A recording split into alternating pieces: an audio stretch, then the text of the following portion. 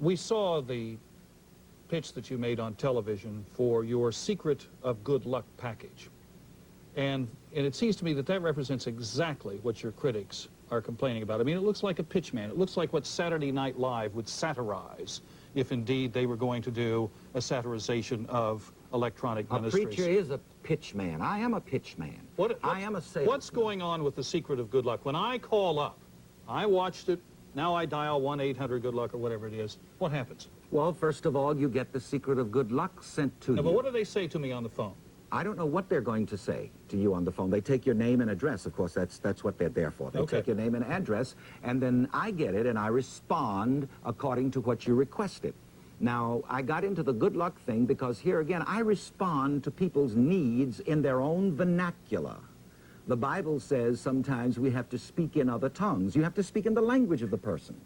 One of the things that people say to me a great deal is, Reverend Ike, I've got bad luck. And that kept coming at me. And I said, gee, you know, I'm controversial already. If I get on the television and talk about luck, some of the scribes and the Pharisees and religious people will try to shoot me down. You're right. But You're people, just a target. Yes, but that doesn't bother me, really. I want to answer people's needs. And to the man or the woman who says, I've got bad luck, I've got bad luck, I've got bad luck. And so I went into my Bible and I put together some spiritual tools to help people overcome the idea of bad luck. And so this is the Secret of Good Luck, which I'm not going to give you for free. If you want it, call up and I'll send it to you. How much does it cost? You call up and I'll send it to you. But I mean, generally speaking, how much does it cost? Well, we don't charge for our ministry. People make contributions. But in other words, this is the source. This is how you start a relationship with your followers.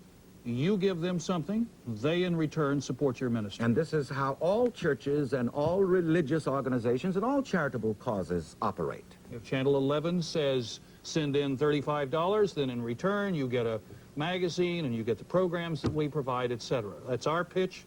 This is your particular pitch. Now, what are the results of it? Give us some figures. How many persons do you have that you call parishioners in New York?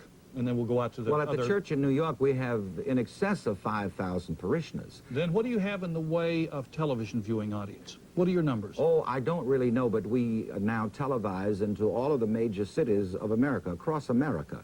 So you're reaching millions of persons. Yes, and of course there's radio, and as I say, through the mail, there are months when we correspond with more than 6 million people. So you see, I'm ministering with people who don't have a personal relationship, let's say, in the church as such with me, because first of all, I'm an evangelist. I travel around, and I minister by radio, by television, and by mail. And we get a lot of good testimonies from people.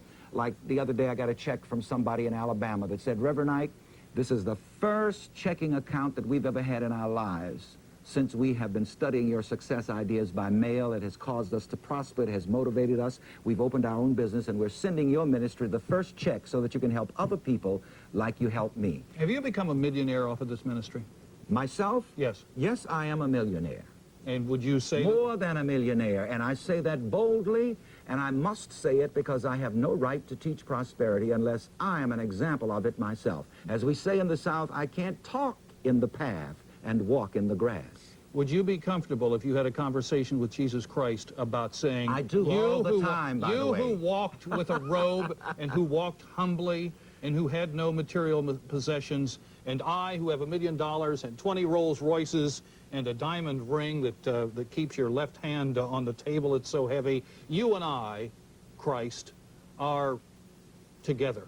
I and Jesus have no problems one with another. As the old Christian hymn says, he walks with me and he talks with me. I have a personal, daily, instant, constant relationship with the Christ in me. But you see that Christ who led such a simple, unmaterial life as corresponding with you who are a materialist. But let's remember that Jesus wore the best clothing of his day. He wore a seamless robe, which was the Brioni suit of his day. You see, today I wear mostly Italian suits. And Jesus had a seamless robe that was so valuable. Tell me about his Rolls Royces. That they gambled at the foot of the cross for his robe. He rode the Rolls Royce of that day, which was a beast. And I'm sure that if a Rolls Royce were available in that day, that's the way that he would have come into Jerusalem.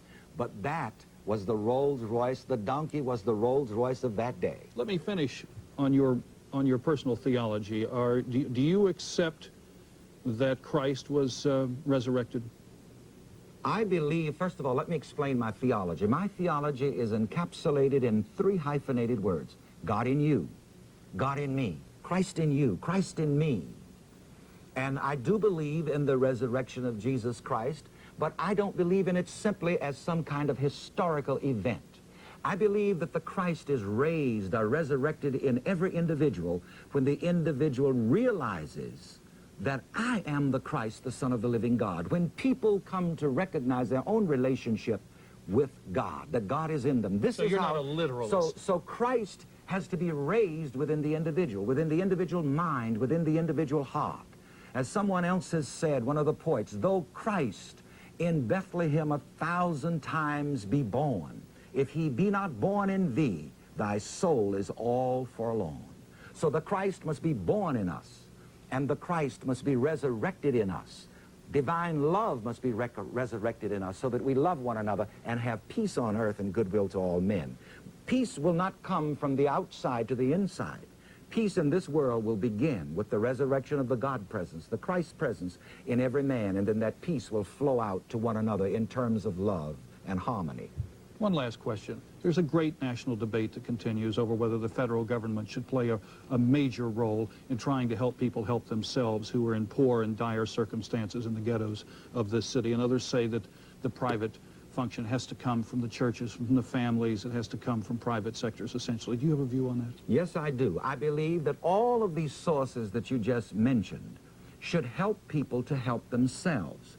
But as a matter of fact, I know that welfare as we have known it has done a great disservice to minorities, to the poor, and to the black, because welfare has become a way of life with no end. I say that we should take all of these good efforts and all of these billions of dollars, and that we should help to retrain people and to motivate people and to give people a good self-image so that they can go out and help themselves. Someone has said, help that does not help a person to help himself is criminal. Reverend Knight, thank you very much for being with us.